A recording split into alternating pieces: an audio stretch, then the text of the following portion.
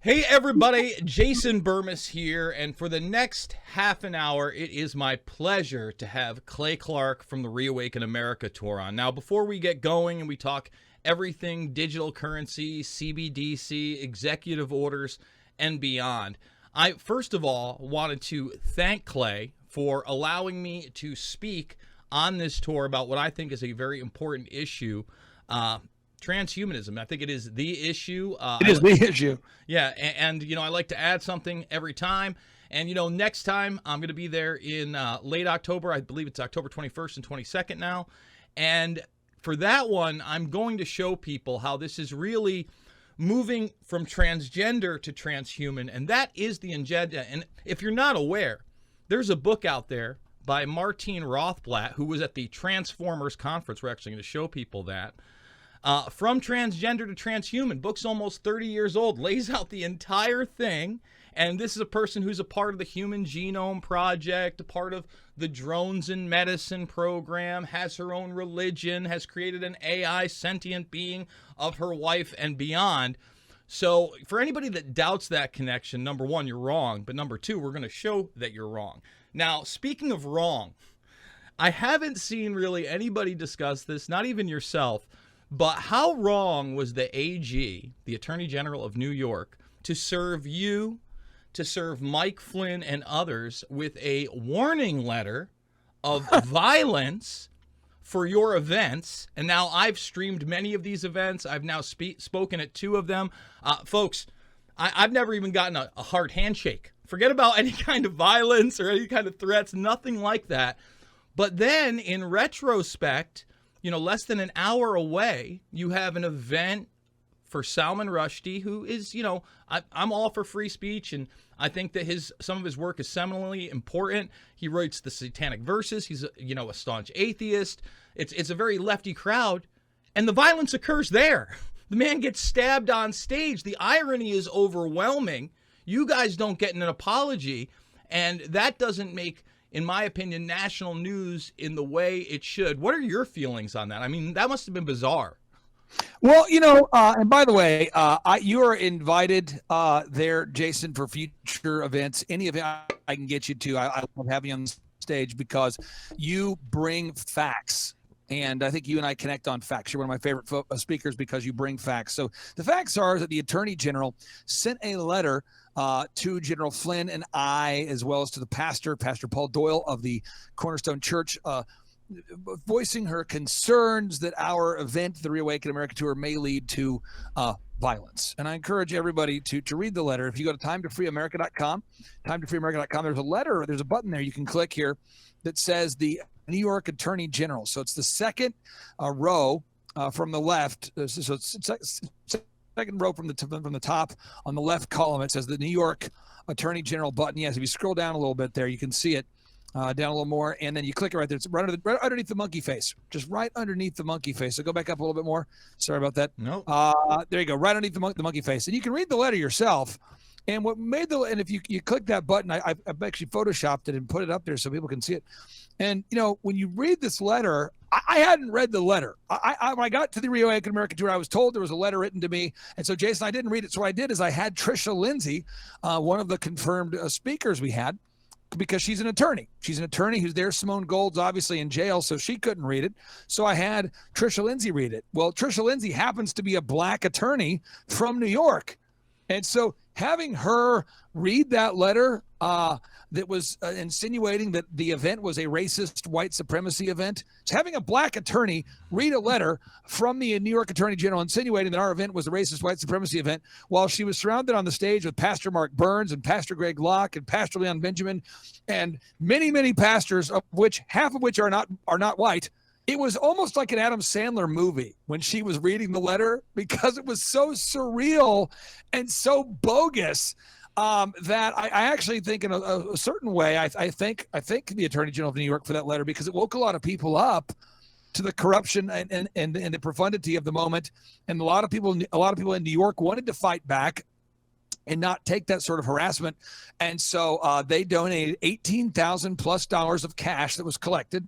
And that money has been used to now fund Pastor Paul Doyle and his decision to push back against the Attorney General of New York, and I believe he's authored a strong letter that's expresses his concerns about that, and I believe a lawsuit will be pending here soon. So we'll see what happens there. But again, I just appreciate Trisha Lindsay for opening the letter on the stage and reading this letter. A black attorney who is one of our featured speakers was the one who opened the letter and read the letter from the New York Attorney General that insinuated that our events were controlled by racist white supremacists. So, and then second housekeeping note, I do encourage you to come out to, I want to invite you to telling your listeners, you're invited to every Reawaken America tour event moving forward from this on, because you really have brought it every time, and you are one of my favorites. So thank you for the work you do. Well, thank you, man. And you know, just because the event is so powerful and behind the scenes, I get to spend time with really interesting people. The Epic Times, for instance, got to spend a lot of time with them and their young reporters.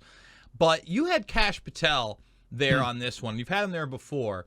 Yeah. Now, Patel has said some pretty frank things, but he's been in the public eye. He's had, you know, some pretty high-level positions.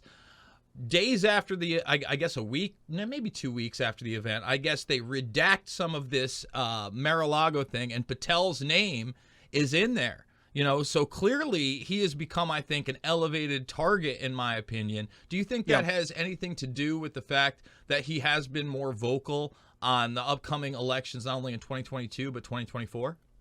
I think that Kash Patel and you are very similar in that Kash Patel shares the facts and you share the facts. So anytime you share the facts, you're going to be attacked, because politics, as usual, political correctness as usual, Jason, that's why you and I are definitely not going to probably be governed of anything anytime soon, is most politicians only tell people what they want to hear. And Kash tells people the truth. And so Kash is really in President Trump's inner circle. And there are 7 people in President Trump's inner circle on a daily basis that I know of, 5 of which are on the tour. So you have Dan Scavino Jr., you have Kash Patel, you have Eric Trump, you have Don Trump Jr., you have Peter Navarro, you have these people that are on and they're on the tour. General Flynn, they're on the tour. So one of the things that what you're doing, though, with your work that is very important is you are talking about the end of the Great Reset agenda. You're saying if people were to follow out the Great Reset agenda, what does it actually involve? If we get to the end of the Great Reset and we don't stop it, what does life look like? And you have talked about the transhumanism agenda well before it was cool, well before it was popular. And now people within the conservative movement are having to weigh in on the transhumanism movement. And specifically because a little less than a week ago, Jared Kushner, who happens to be President Trump's son-in-law, hopped on an interview and unprompted mentioned that he believes that his generation will be the first generation to have eternal life. Yeah. And that then people thought, are you talking about Ray Kurzweil? You know, or Jared, are you talking about Yuval Noah Harari? Are you talking about this Martine Rothblatt? What are you talking about? Are you talking about Google's Project Calico? Are you talking about NASA? Or is that what we were talking about? Where are you go? Are you talking about Dennis Bushnell with NASA? Are you talking about brain chips with Elon Musk? Are you talking about Neuralink? What are you talking about? But there was a short interview, and it really set the internet ablaze because people are going, what is Jared Kushner talking about? Well, he's talking about, like you said, the end of that Great Reset agenda. And I believe we're already in the track trace database phase of the quote-unquote New World Order, which is really what the Great Reset is. It's just a repackaged fashioning of more global governments, more command and control, more big data. Now, what they'd like us to move into is more of this transhumanist phase. But first, they have to take away our means of buying, selling, and trading individually. And that's where this digital money concept comes in. For instance, the SDR, the special drawing rights from the IMF, is now well over a decade old. Anybody can go check out the International Monetary Fund, find out what an SDR is. That has now been expanded beyond just the Federal Reserve printing money. And now they're talking about central bank digital currencies, and specifically this digital currency executive order 14067. Anybody can check it out. And the subsection 4 is really taking a look at this. And I want to remind people that at the Bilderberg meeting this year, one that was under, heavy censorship. Nobody was talking about this thing. Continuity of government and the economy, disruption of the global financial system, okay, and energy and security sustainability. All those break into what CBDCs are really about, and they are announcing that even in Britain, they are phasing out cash within 5 years. Come on. So give me your view of what this executive order actually means. And as we have inflation, and as they talk about food shortages, and as crypto becomes more popular, it seems like if there is a disaster, this might be a system that people adhere to strictly out of fear. Well, let's give you some, again, facts, some big facts. So the first thing, let me put the audio here that just would explain what Executive 14067 is. And then, so let's talk about, first off, what is Executive Order 14067 and when does it go into effect? So let's listen to this briefly. This is Executive Order, again, folks, look it up, 14067. It goes into effect on December 13th of 2022. Here we go. Where were you on March 9th, 2022, when President Biden signed the death warrant on American freedom? On that day, in hush ceremony at the White House, without the approval of Congress, the states, or the American people, Biden signed into law Executive Order 14067. Buried in his order are a few paragraphs titled Section 4. The language in Section 4 makes Order 14067 the most treacherous act by a sitting president in the history of our republic, because Section 4 sets the stage for legal government surveillance of all U.S. citizens, total control over your bank accounts and purchases, and the ability to silence all dissenting voices for good. On March 26, 2022, Fox News sounds the alarm. Biden order. Okay, so we know this goes into effect on December 13th of 2022. Okay, now someone says, well, how does it work? One more clip for you. Now, this I try to always play sound clips of people that know more than me, people that I might say that is an expert in that area. And so Catherine Austin Fitts is a well-known voice. She served as a managing director of Dylan Read & Co. during the presidency of George H.W. Bush. And I don't like George H.W. Bush. I'm just giving you some background. So listen to how she explains how the technology works. It's crazy. Where were you on March 9th? Okay, so let me skip through here a little bit. And here we go. 3, 2, 1, and President in the history of our republic. Almost there. Here we go. There are two videos I really want your audience to watch. One is a 56-second video of the BIS General Manager, Augustine Carstens, in October 2020, explaining that with CBDC, they will have central control to set the rules and enforce them centrally. All our analysis on CBDC, in particular for the use of general use, we tend to establish the equivalence with cash, and there is a huge difference there.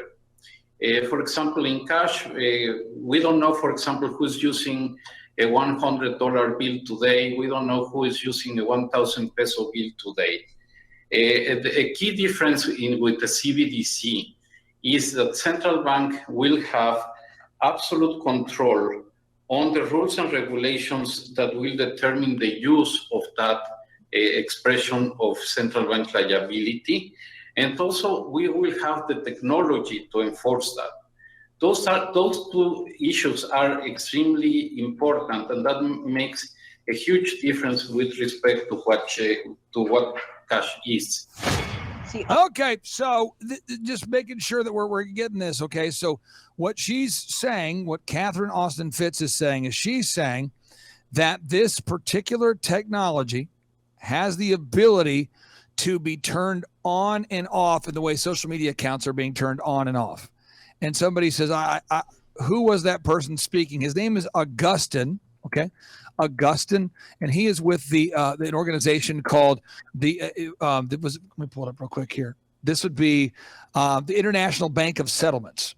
And so Jason, can you maybe explain why we should care if you have the operating manager of the International Bank of Settlements saying these words? Why does that matter? Now, first of all, not only do you have the track trace database element to this and the total taxation, total control aspect, which he says, we'll know every single transaction that's out there, but just like you said, they can turn it off and on whenever they like. So forget about total taxation. They can literally deplatform your money.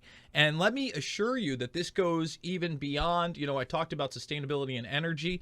For instance, we're getting our first taste of that in the United States with this Colorado story, where a bunch of people said, I'll save $100, and they check the little box. And now their thermostat won't go above 72 degrees because guess what? You checked a box where you wanted to save money, and they're going to control the energy in your grid. And these will be done through smart contracts and crypto.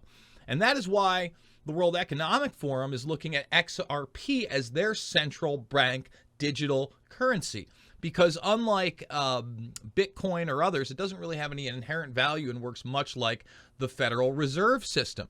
Now, this same system also works into the World Food Program, which again is United Nations run.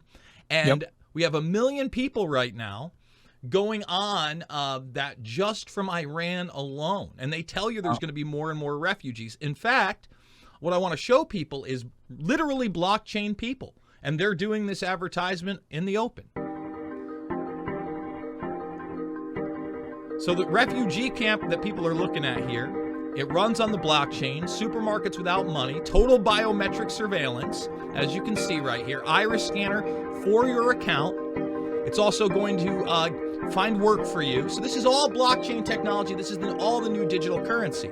They have everybody's digital identity. In other words, all of your medical records, all right, all of your passports, all of your certificates and financial histories.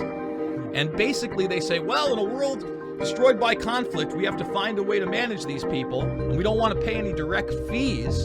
So this new system of digital cryptocurrency will work out great, and it's going to cut fees by 98%. All right, no need for a bank account or cash. And look at how great these people are living, by the way. Intense, eating mush. This is the world. This is the World Food Program, man. This is the next step that goes also into a social credit score and all of it. If you get rid of the autonomy of you being able to trade with other people and you be able to hold your own money, you're as good as a slave. And that's where the universal basic income comes in and everything else. And like I said, I talk about transhumanism because that's the end of the game.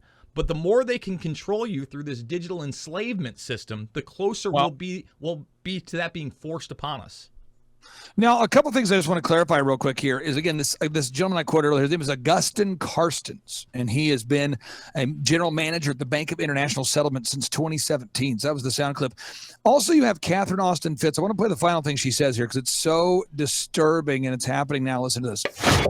And again, this is Catherine Austin Fitts. Here we go. Get this off 5 miles from your home. Do it where you can go. If trying to got it. And there you go. It's the only time in my life I've ever seen a central banker be 100% honest. It's quite remarkable. They're trying to put into place a digital transaction control grid, which will tell you what you can do with your money, when you can do it, where you can go. If they don't want you to be able to use your money more than 5 miles from your home, that's it. Your money will turn off 5 miles from your home.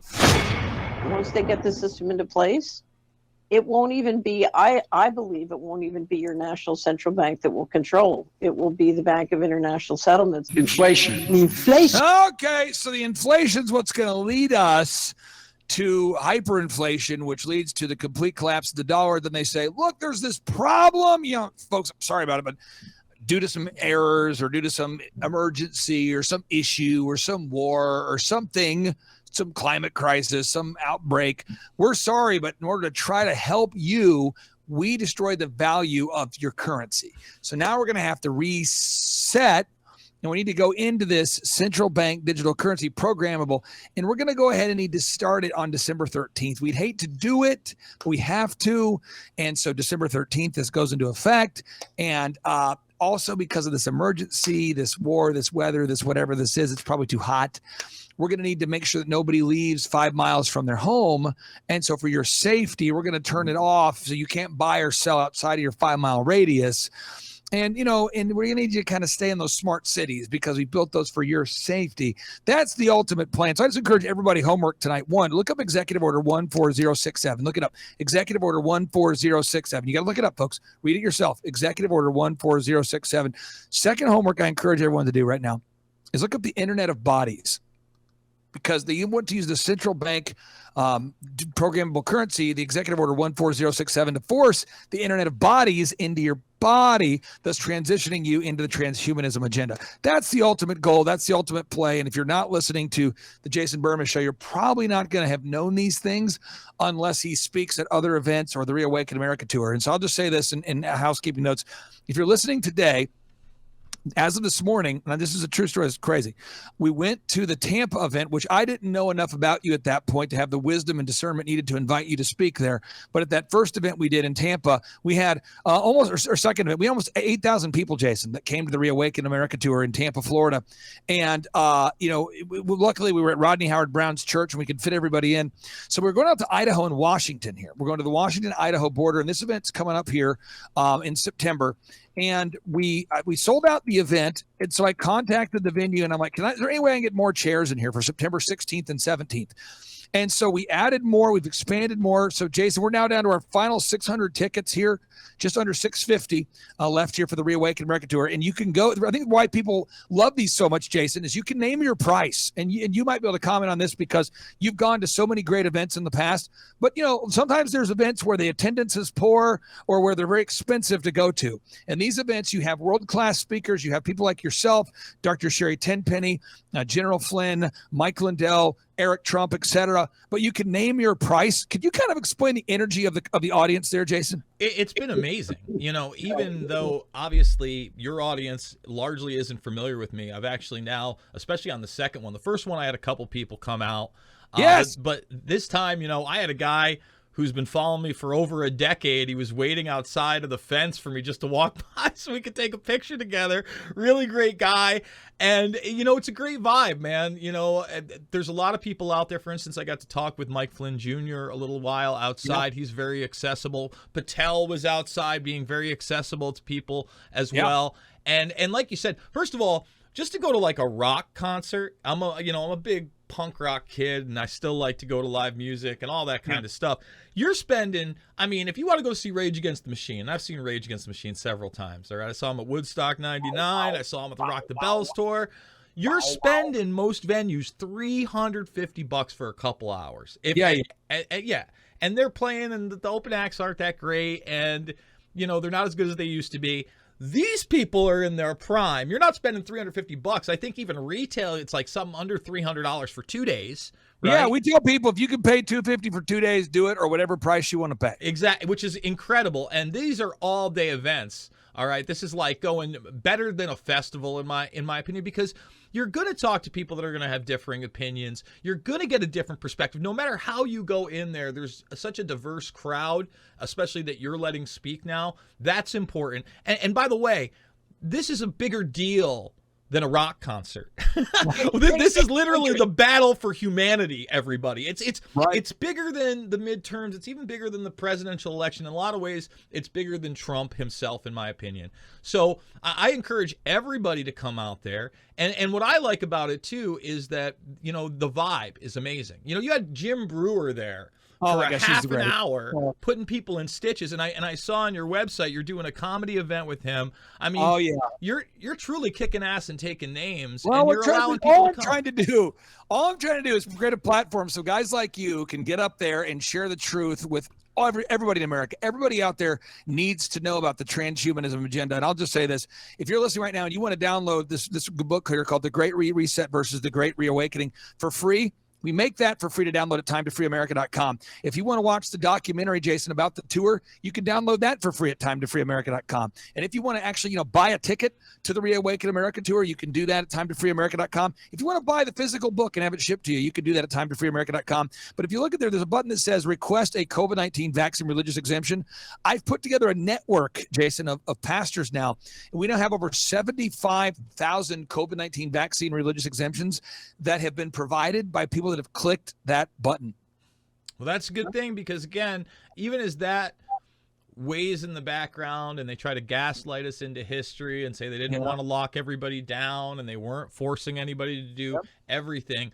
These are the building blocks for more control in society. And, you know, we didn't talk about this aspect of crypto. I would have liked to a little more. I know we're closing down, but people have to realize, on top of everything that we discussed, they want to utilize it for their AI healthcare. So there, that robot there, that's Grace. That's Sophia's cousin. And it runs on Cardano. And they instituted those robots where in Australia. People have to understand the technology also defines the kind of medical fascism you're going to live under. Here in the States, for instance, Clay, we had 6 feet to stop the spread. Well, guess what? Over in Singapore, it wasn't 6 feet, it was 3 feet. You know why? Because they already had the DARPA robot dogs in the park scanning you and telling you to keep at least a meter away from everybody else. So the more techno-fascism, tyranny, AI that you accept, the less restrictive everything will be, but more enforced. And people have to keep that in mind. Tell people one more time where they can go to get tickets to this tour. And like I said, folks, I'll be there in late October. I'm stoked for that. Again, we're going to go from transgender to transhuman. It's going to be big. Go ahead, Clay. You can get those tickets at timetofreeamerica.com, timetofreeamerica.com. You can request those tickets. Also, some people prefer to text in. They want a little faster service. So if you want to text in, I'm going to put my number on the cup. The cup of integrity. And this is my personal phone number, so I don't want anybody giving this out to anybody, okay? So we need to keep this private between you and me and the Patriots, all right? So you can text this number, 918-851-0102. I often pick up the phone myself, but you can text in that number to request tickets if you want faster service, or you can get those at timetofreeamerica.com. But again, I think between you and Dr. Tenpenny, Dr. Madej, there's just a handful of you who've been willing to go all in to expose this transhumanism agenda, and you've done a great work for our country. So thank you for agreeing to come to the events. And I don't have the date confirmed yet. The dates beyond Pennsylvania, but General Flynn, Kash Patel, and Eric Trump, they have reached out and they would like to do 4 events next year if possible. And you have an invitation from me right now to be at those events. So I'm just telling you, thank you so much for the service you provided for the country. And you really are helping a lot of people. Thank you so much. Thank you, Clay, and we will talk to you on the flip side. There he is, Clay Clark, timetofreeamerica.com. He's off to yet another interview. I want to remind you, if you want to support this broadcast, you can do so by considering to buy me a coffee, $5, $10, $15. It means the world to me.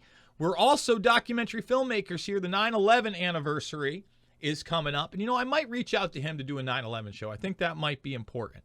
So maybe we get on Clay's show and do that. So Loose Change, Final Cut, Fabled Enemies, Invisible Empire, A New World Order to Find, and Shade the Motion Picture. My latest, The Transhuman More Than Meets the Eye Watch Along. Go check it out over at Rumble. We're rumbling as well. And remember, Rockfin, $9.99 a month or $99.99 for the year. Let's see if we're at 62,000 yet. Did we make it? Yeah, we're over 62,000 over there, guys. To me, not a right or left issue, always a right and wrong issue. We're bringing it and singing it. I love you guys, and I'll see you on the flip.